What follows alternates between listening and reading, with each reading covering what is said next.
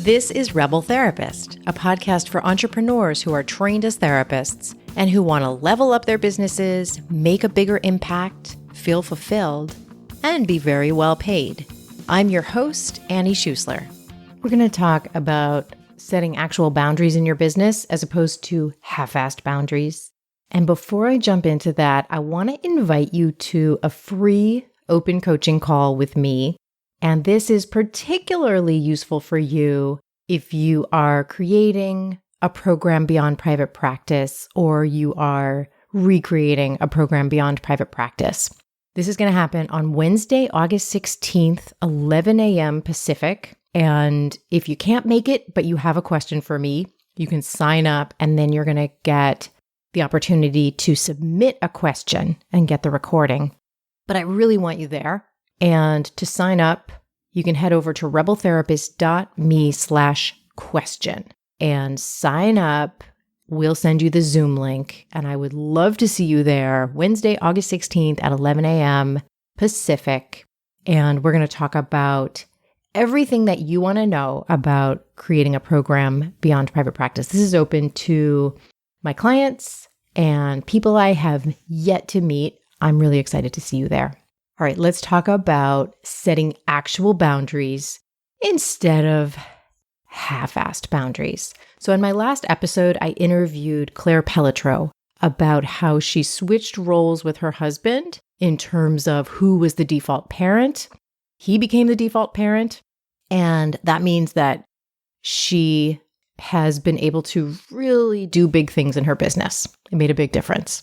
She's been able to take on big projects, make more money, and just have the bandwidth, have the capacity to see big projects through. And that conversation really got me thinking about what helps me take on big stuff in my business, the big stuff that really makes me happy, makes a big impact on the people I want to work with, and sometimes makes my business great money too.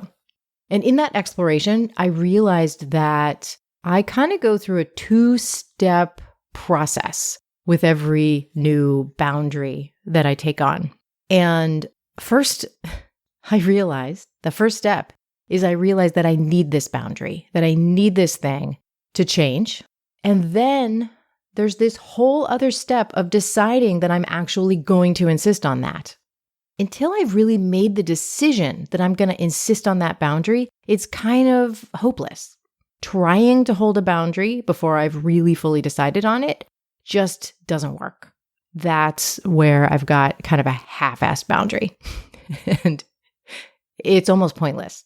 Or perhaps it's in process. So I thought of a really big one that I have claimed for myself in the last few months, and that is having a quiet and separate space for my work. Now, let me be clear. This is not a podcast episode about me giving you advice that you need to have a quiet and separate place to work. This is not like a room of one's own kind of episode. And I'm also not going to say that you have to do what Claire did and switch roles with your spouse if you have one. This is really about each one of us figuring out what we want and need when we can and claiming that for ourselves. So one thing that really helps with me having a quiet and separate space is that we just moved to a new home where I finally have my own office. And I haven't really talked about this before, but I've never had my own office, like outside of when I had a therapy office. And I don't believe you have to have an office to be a real business owner. Clearly, that's not been true for me. But oh my God, it really makes a difference for me. And I absolutely love it.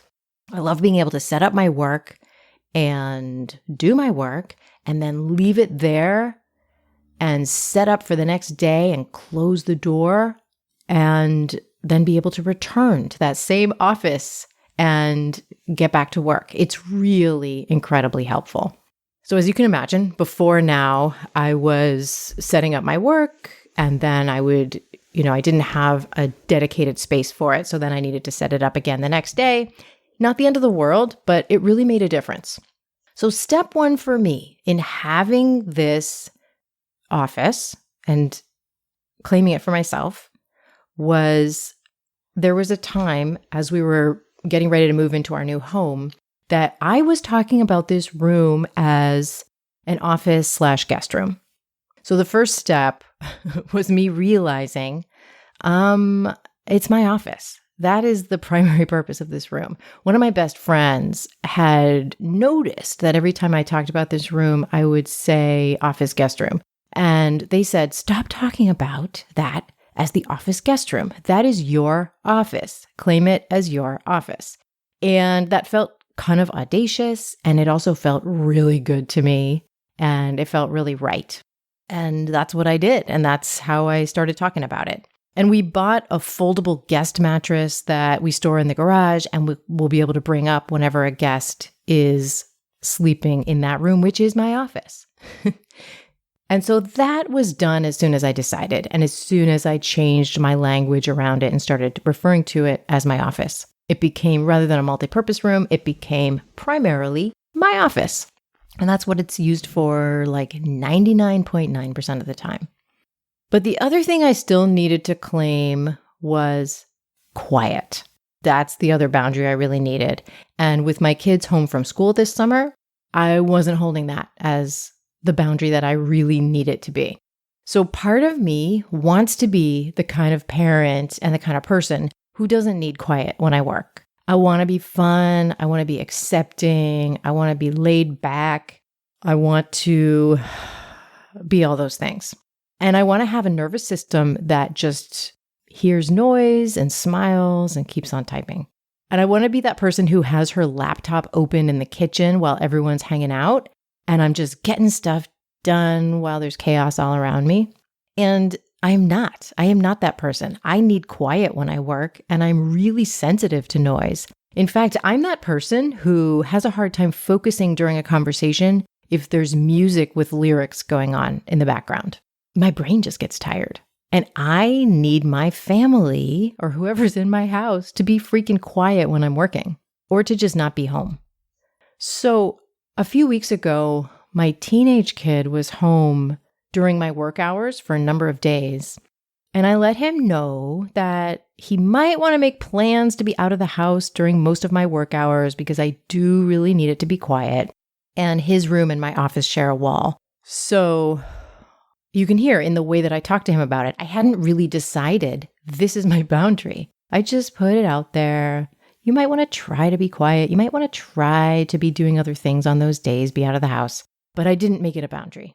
And as I sat down to work in my office, I would hear nonstop talking and laughing and sometimes even yelling as he was talking to his friends on the phone.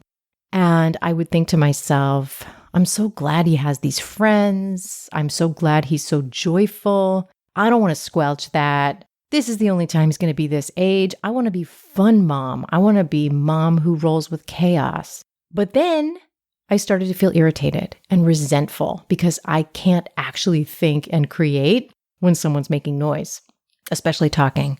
I can perhaps do some admin tasks that I've done 100 times, but I can't get the deeper parts of my work done, like writing curriculum, creating this podcast, giving feedback to my marketing intensive clients. I can't do that kind of stuff when there's talking going on.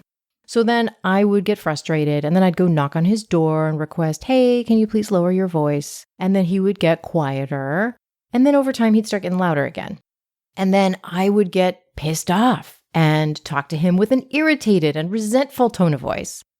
And then I realized at the end of one day like that, this really only happened for one day, I realized I was actually not in an argument with him. I was locked in an argument with myself between the part of me that had decided I needed that boundary and the part of me that still felt like, nah, maybe you could be fun, mom.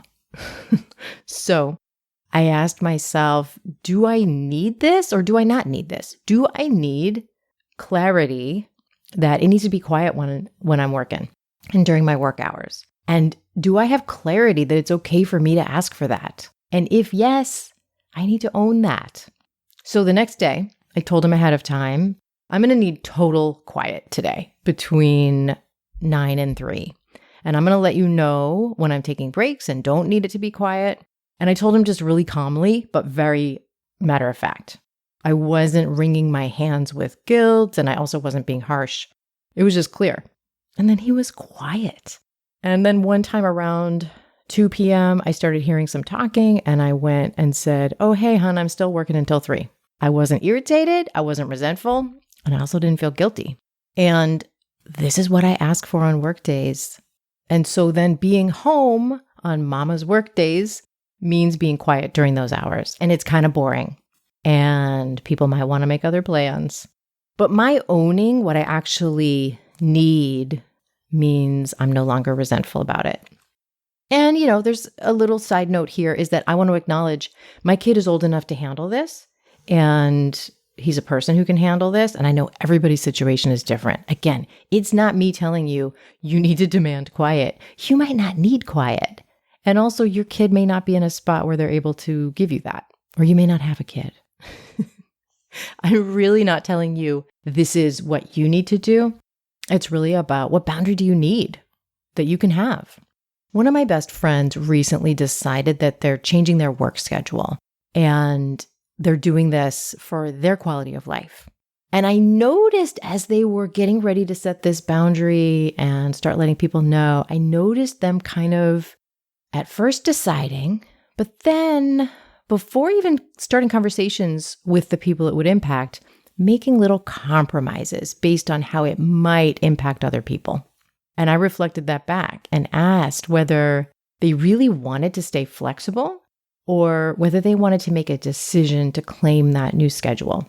And then after a deep breath and a moment to feel into it, they realized they wanted to make the decision and have that time boundary solid. And so they're going to be able to walk into those conversations really calm and clear. So I'm realizing to hold a boundary, we really need to make a decision. And then we can protect our boundaries. But until we have decided, it's going to be pretty half-assed. Another thing I notice is we cannot crowdsource these decisions. I can't wait for everybody else to endorse that it's okay to need or want quiet when I'm working. My friend can't wait until everyone agrees that this new schedule is okay and that they're entitled to it. It can help if someone chimes in, like my friend did for me, and points out what's possible and points out maybe what you could have if you claim it. But then we each really need to be the one to make that decision and stand in it. So when I set a boundary, what matters the most is that I've decided, and then I can be calm about it and hold it. I have a strong feeling you need things to grow your business too. That creating and delivering and marketing your services takes a lot of creativity, a lot of focus, and a lot of resources. And to have the capacity to do all of that, there may be boundaries that you have yet to decide on and set. I notice that a lot of people make big boundary decisions that they finally stick with at the beginning of Create Your Program, which is the small group coaching program where I help people create their programs. At the beginning of that, a lot of the participants make big boundary decisions. On our first call, people make commitments to themselves. That's one of the things that we do that very first day. And they decide what they're going to commit to during the program so that they can get the most out of the program. And so often, because they've invested money and time and they want to get the most out of the experience, participants finally hold to boundaries that they've been trying to hold for years. They're suddenly able to do things like changing their schedule, maybe raising their fees, maybe quitting things that they didn't really want to be doing, asking for a new kind of help, maybe from their family members, saying no to stuff they don't really want to do. They're able to make these kinds of decisions because they want to make the most out of the opportunity. So it really speeds up the process. So for you, I want you to think about, if you're willing, if you're open, what is a thing that you actually need to really be able to grow your business? Or what is something that you need to run your business and have your life the way that you need to? Is it something you could have if you made a decision about it? And I also want to remind you, I would love to see you at the open coaching call that's happening on Wednesday, August 16th at 11 a.m. Pacific. Make sure you sign up for that and grab your spot by going to rebeltherapist.me/coaching. question. And I will see you there. I'm going to be back next time with an interview that you are going to absolutely love. I'll see you soon. I want to thank Cosmo Palms for editing this podcast. If you found this episode supportive, please share it with your favorite therapist or healer. That is absolutely how we reach more people. And thank you so much for listening. I'll see you next time.